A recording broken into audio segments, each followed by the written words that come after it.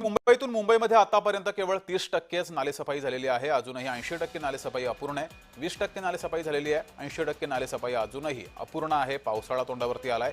31 मार्च पर्यंत नालेसफाई पूर्ण करण्याचे आदेश होते। मात्र यंदा नालेसफाईसाठी एआयचा वापर केला गेलाय।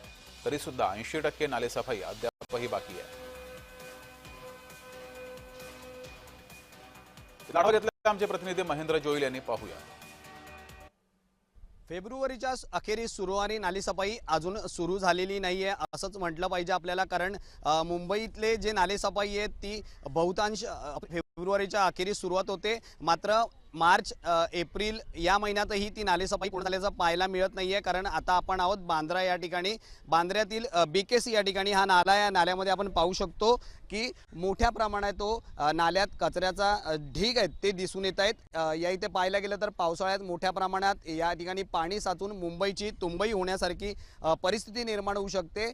मात्र आपण पाहिलं तर 235 कोटी रुपये खर्च करून मुंबई महानगरपालिका जे ते या नाल्यांची सफाई करते, नाल्यातली गाळ काढते आणि मुंबई या ठिकाणी झालेला जो नालेसफाईचं काम आहे ते फक्त आत्तापर्यंत 30% झालं आणि 80% काम हे उर्वरित आहे। या ठिकाणी जर पाहायला गेलं तर या वर्षी मुंबई महानगरपालिकेतर्फे आर्टिफिशियल इंटेलिजन्स याचा वापर करून आहे तो नाळ्यातला गाळ काढण्यात येणार आहे आणि हा गाळ जो आहे तो त्याचं मोजमापही केलं जाणार आहे।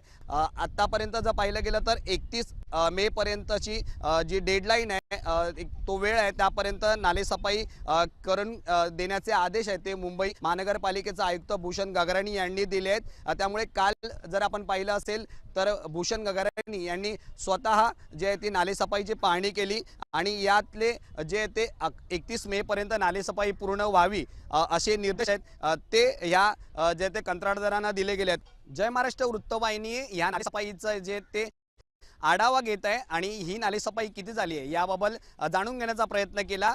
मात्र ह्या नाल्यातील जो गाळ आहे तो काढण्यासाठी एआय आर्टिफिशियल इंटेलिजन्स याचा वापर केला जाणार आहे आणि या नाल्यातला जेवढाही गाळ तो काढून त्याचं चित्रपित केलं जाणार आहे आणि हा नाल्यातला गाळ जो आहे तो त्याचं मोजमापही जे ते केलं जाणार आहे। व्हिडिओ जर्नलिस्ट शिवनारायणसह मी महेंद्र जोईल।